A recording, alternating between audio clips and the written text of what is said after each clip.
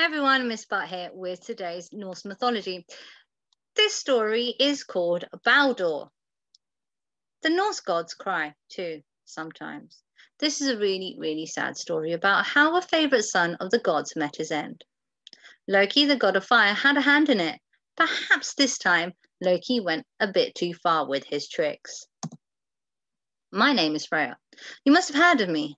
Once I had it all. I was wife of Odin and queen of Asgard. Our palace was made of gold and had 540 rooms. There was a fair bit of politics and debating that went on there, but we gods spent most of the time feasting and playing games. You might say that I led a privileged life, but the joy and happiness in my heart did not depend on luxury or advantage. I was a mother, and I had two splendid sons, Hodor and Baldur. Both Odin and I counted our boys as our greatest blessing. They were twins, and they could not have been more different from one another. Baldur was all radiant beauty. He shone with innocent happiness and was as beautiful as a sunbeam. Everyone who saw him loved him right away for the lightness he brought into their hearts. Hodor, however, was the very opposite.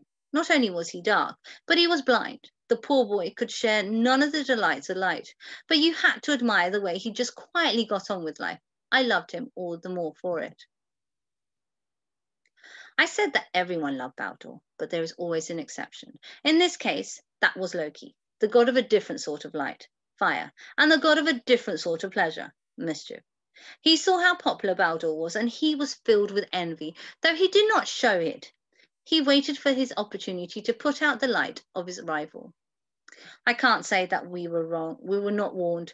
Baldur started to change. The light in his blue eyes was a touch dimmer than usual. He hung his head and looked wary. I began to worry about the boy, and I spoke to Odin. "Don't fret. It's probably just a phase he's going through," said my husband. But mothers do fret, and so that when I was alone with Baldur, I asked him, as tactfully as I could, if anything. "Yes, mother," he replied. "There is something the matter." I could see that he wanted to open up his heart. "You see, I have been having dreams, bad dreams, dreams of darkness and the underworld." This was not the news I wanted to hear. When we gods dream, it's usually prophetic. And so I spoke once again to Odin, and we both became uneasy and started to sleep badly ourselves. Even Odin began to have dark dreams. These kind of moods and depressions are infections, you know. "Odin," I said one morning, "where is your wisdom now? Can you not use it to help our son? What must we do?" But the all-seeing Odin did not know what to do. When it came to saving his own son, he was struck with indecision and just fretted and worried. I had to do something, and so I sent my servants throughout all the earth with strict instructions. "Ask all the organic and inorganic things, all the living creatures, animals, the fish and the birds, as well as all the trees, stones and rocks, to swear an oath. They must swear not to harm my Baldur. All creation must swear the oath and gladly, for do they not love my sunbeam darling?" The servants left Asgard and roamed long on the earth. At last they returned to me. "Lady," they said, "all have sworn excepting only the mistletoe, which grew far out of reach. But there is no need to fear. The mistletoe that is not mighty like the oak tree, and we do not see how it could harm Baldur." At last my husband was also spurred into action. He saddled his horse, the eight-legged Sleipnir, and rode into the flash to consult a prophetess in the underworld. This was not the burning hell of Christians, but in the cold, dark place of the dead. To his surprise, Odin saw soft silken couches surrounding a magnificent feast, as if a guest or new arrival was expected. His heart grew heavier, and he summoned the prophetess with his spells. "You have woken me," she said, "to find for whom the feast is spread. It is for your own son." "Baldur!" cried Odin. "The same," said she. "It is his brother who will slay him, and you, Odin, will bear a son to avenge his death. Now let me sleep again." And the prophetess sank back into her tomb. Odin rode home to Asgard. His heart was heavy, thinking of the loss of his son, and the light and the love of his presence. But Sleipnir galloped home at a tremendous pace on his 8 legs. "My husband," I said, "do not despair. All things alive and dead have promised not to harm our dear boy. Therefore we should not worry, but rejoice. Sit down, eat, and take this horn of mead." In those days, life in Asgard was really fun. The gods were always teasing one another and having fun. Now there was a new game. The word got around that nothing could hurt Baldur, and so everyone decided to get out his invulnerability. All the young gods, and because we all ate the apples of immortality, we were all young, except for Odin, who kept a grey beard for gravitas, formed a circle, and Baldur went in the middle. Everyone took it in turns to throw things at him, but because all the world had promised not to hurt him, these objects made strange patterns in the air, loops, spirals, simple detours, and never touched him at all. Of course, Thor did not throw his hammer, for that had its own magic. However hard the gods threw their weapons and things, however carefully they aimed, nothing would touch my Baldur. He chuckled and challenged them to try harder. I kept my spinning wheel in the corner of the hall like all mothers at that time. I had plenty of spinning to do, so I remained behind. I wondered what all the laughter and noise was about. An old woman started to clear the tables. "Do you know," I asked, "what is going on?" There was a crackle in the fireplace, which was a clue that I should have spotted, but the whir of my spinning wheel and my need to keep an even thread kept it from me. For the old woman was Loki, ever the master of disguise, creeping about to learn what he could. "It is the gods at play," said Loki. "They throw all manners of things at Baldur, but nothing will touch him." "Aha, that is because everything on earth has promised me never to hurt him," I said. "Oh, woe is me. I should have held my tongue." "Are you sure?" said the old woman. "Absolutely everything." "Well, not the mistletoe," I told him, babbling on like a fool. "It grew too high, and it's not much of a plant, is it? No branches or anything." The old woman said nothing and finished clearing the tables. I saw that she was working quickly. Loki left the hall and hurried outside.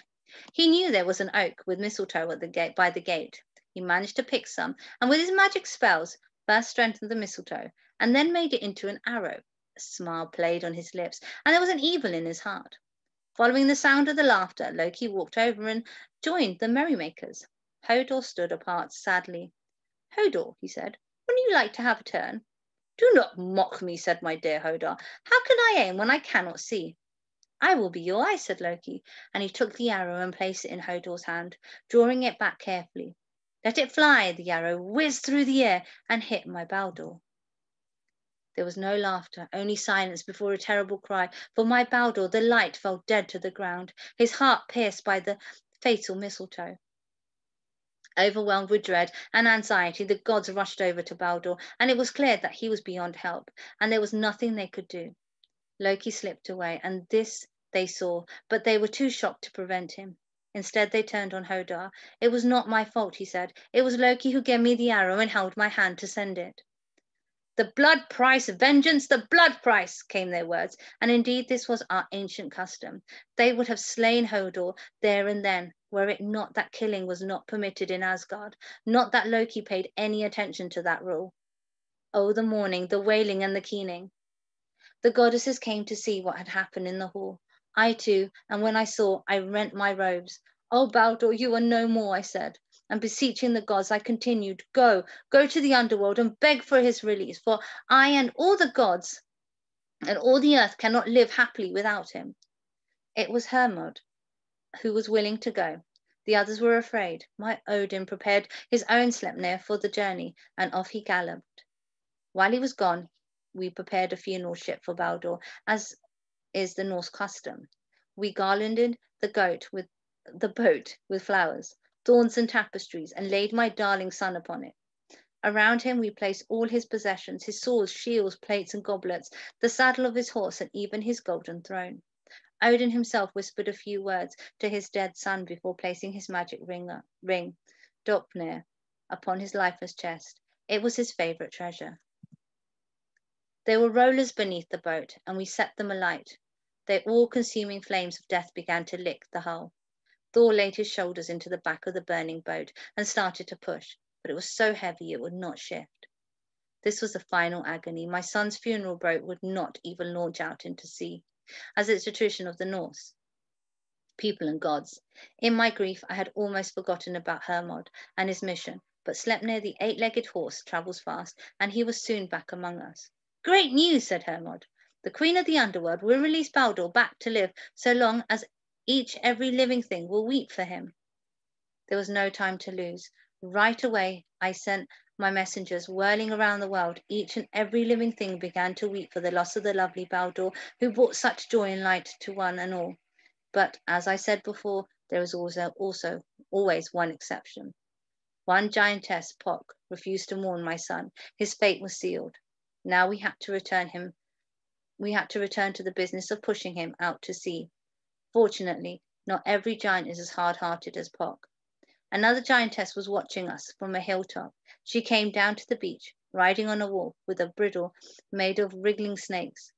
Ah, what a horrid sight she was! But it was she who launched our son's funeral boat and out to sea for us. It blazed as bright as the sun as it sailed into the distance, leaving me, the gods, and all the world to grieve in darkness. And that was Baldur's death. Thank you for joining me today, and I hope to see you next time.